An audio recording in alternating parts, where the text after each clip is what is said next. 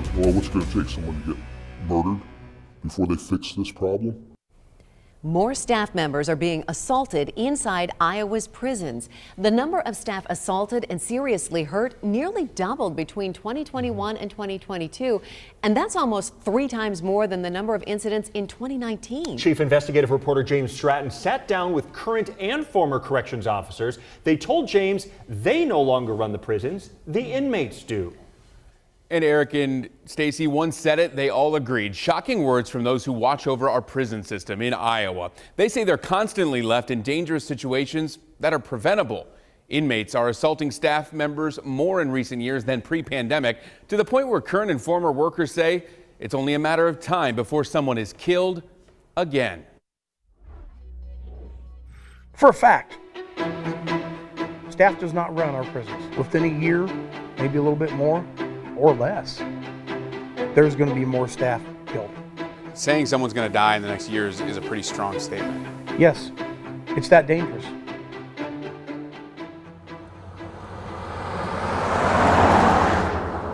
More staff are getting assaulted by inmates inside Iowa's prisons. The numbers prove it. Through a public records request, KCCI Investigates found 23 staff members were seriously hurt by inmates in fiscal year 2022, almost double the number in 2021 and almost triple in 2019.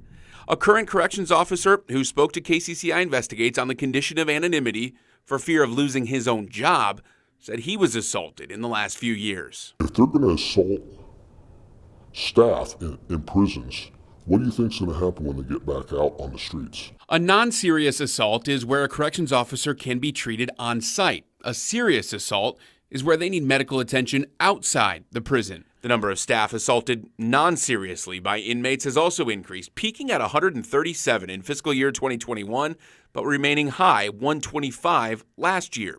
An IDOC spokesperson highlighted the dropping number in 2022 and again so far this year for non-serious assaults, saying fiscal year 2023 serious and non-serious staff assaults should fall in line with pre-pandemic levels.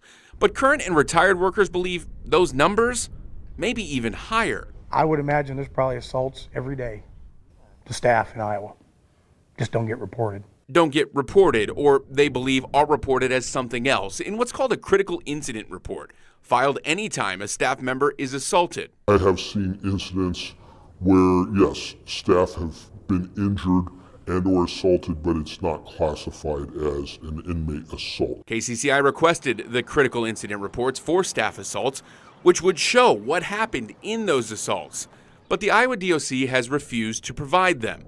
The current and former officers say they are constantly put in dangerous situations due to a lack of staff members inside Iowa prisons. So we're down an entire shift of officers, and that's not unique at any institution. That's statewide, where you're down, a shift of officers, 60 officers. Sometimes we had maybe even down to 8 people on a midnight shift. Rick Islander, a former corrections officer himself, was the AFSCME Local 61 union president at the time we interviewed him, though he no longer leads the union. While he didn't have specific numbers of corrections officers across the state, he was able to pinpoint one institution. I know Anamosa is 70 correctional officers short compared to what they should be.